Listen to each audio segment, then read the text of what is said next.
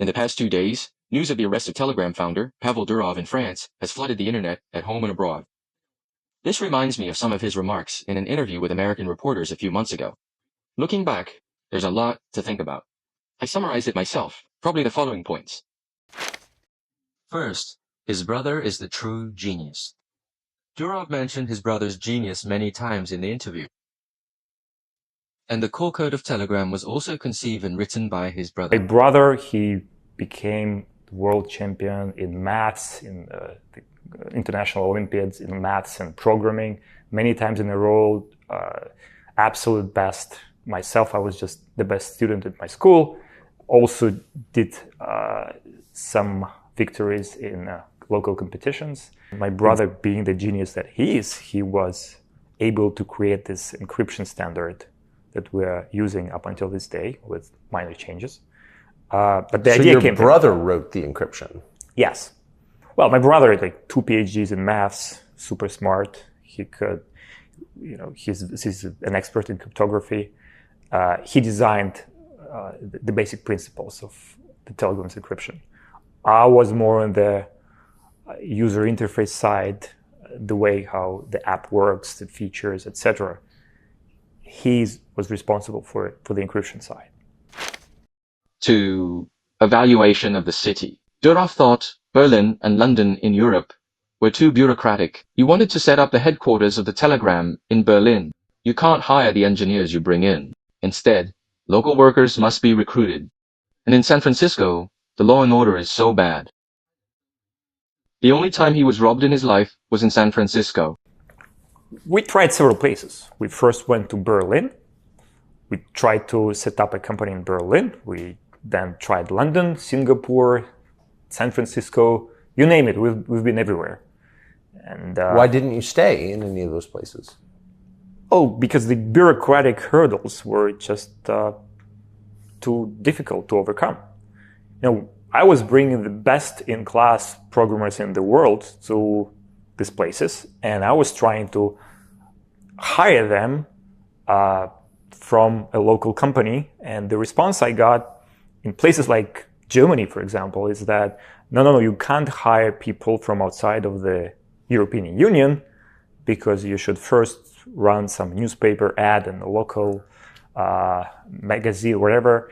And then if for 6 months nobody responds from engineers that are available inside the European Union and Germany, then you're allowed kind of to hire outsiders. And I thought it was a crazy idea because on San Francisco, we really thought that would be the place for us to be in because all the tech companies are there or around San Francisco. And there were 2 things that happened that made us think twice. Well, one thing is pretty obvious. I was in San Francisco. I got attacked on the street after visiting, I think it was Jack Dorsey in Twitter, in the Twitter's office. And I was walking back at 8 p.m. To my hotel, and I got attacked in the street. This is the only country where I got attacked in the street. What happened?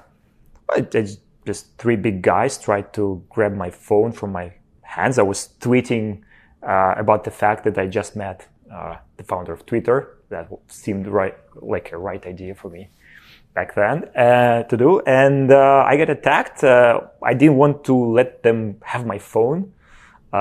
They probably didn't expect resistance. So I snatched my phone back. There was a short fight with the guys. There was a little bit blood involved. But I managed to run away and decided I should probably stay. They probably don't mug a lot of Russians. They might have been surprised.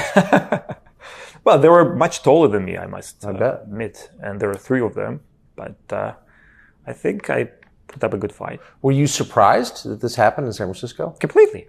Yeah. It was a shock to me because I traveled a lot.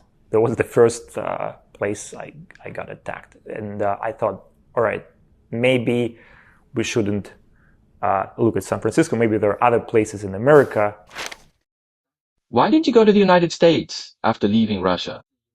It's because they get too much attention in America, including the FBI and security agencies The security agency also wants to poach his employees to install backdoor software. Every time he went to the United States, there would be 2 federal investigators waiting for him at the airport to ask some questions. There will often be people coming to communicate. This is not a good thing for companies that prioritize user privacy.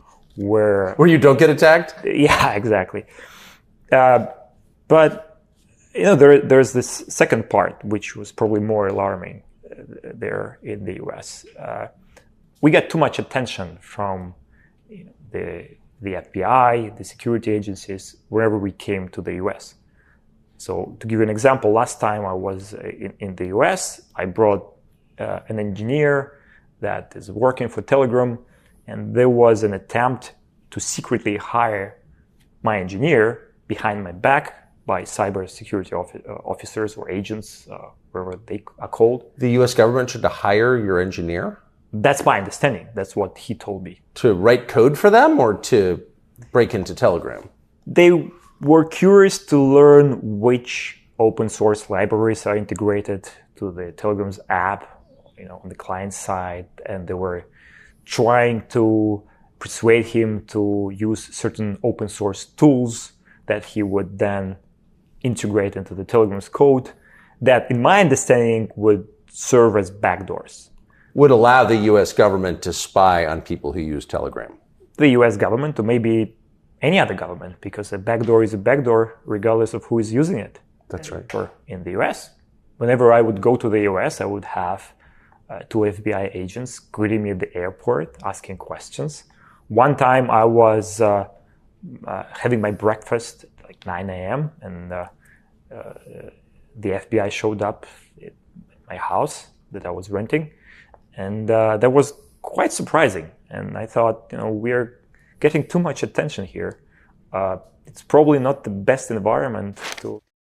After the riots in the U.S. Congress on January 6, 1921, the Democrats wrote to him, asking him to hand over the communication data of the riot organizers in the telegram. Otherwise, it would violate some of the U.S. Constitution. But soon after, the Republicans sent him another email, asking him not to hand over the data. Otherwise, it would also violate the U.S. Constitution. Well, there's I would say, a very funny story related to your home country. After the events of January the 6th, we received a letter from, I believe, congressmen of the Democratic side. And they requested that we would share all the data we had in relation to what they called this uprising. And we checked it with our lawyers, and they said, you better ignore it. But the letter seemed very serious, and the letter said, if you fail to comply with this request, you will be in violation with the U.S. Constitution or something like that. So they wanted data on people who voted for the other guy in the election. Well, they wanted the data of people, who were demonstrating in Washington or wherever they were doing. You're probably right. I'm not an expert in the U.S. politics. Yeah. What was funny about it is 2 weeks after that letter, we got another letter, a new letter from the Republican side of the Congress. And there we read that if we give out any data according to the previous request, we would be in violation of the US Constitution. So we got 2 letters that said whatever we do, we'd be violating the US Constitution. The biggest Telegram threat is not the government. It came from Google and Apple. They sense everything on your phone. They set a lot of rules for your app. You must obey. No resistance. So I would say the largest pressure towards Telegram is not coming from governments. It's coming from Apple and Google. Right? So when it comes to freedom of speech, those 2 platforms, they could basically censor whatever you can read, access on your smartphone. So, do you run the risk of being thrown out of their stores? Exactly. That's what they make very clear, that if we fail to comply with their guidelines, so they call it, Telegram could be removed from the stores. Facebook in the United States is a platform that has a position, but Telegram is a neutral platform. And in order to remain neutral, Telegram chose to be founded in a neutral country.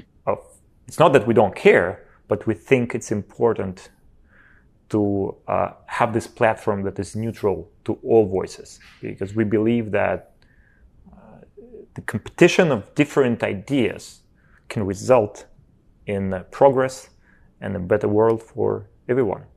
That's in stark contrast to, say, Facebook, which has said in public, we tip the scale in favor of this or that movement in this or that country, all far from the West and far from Western media attention. But they've said that. What do you think of that? Neutral space. But I think Facebook in particular has a lot of reasons, apart from being based in the US, for doing what they're doing. I think every app and platform plays its own role, and we believe that humanity does need a neutral platform like Telegram that would be respectful to people's privacy and freedom. 7 Telegram is a company 100% owned by himself because of the introduction of capital. You have to be controlled by capital. Running a public company is much less efficient than running a private company because you have to be responsible for more people. Well, that's true. As of now, Telegram is 100% owned by myself, which is, like I said, quite unusual. Well, I've never heard of that before. The reason I try to, stay away from venture capital money, at least at the early stages of our development, is because we wanted to be independent. We knew that our mission and our goals are not necessarily consistent with the goals of funds that could be investing into us. Running a public company is less efficient than running a private company because you have to be accountable to much more people. There's a lot of redundancy, bureaucracy involved.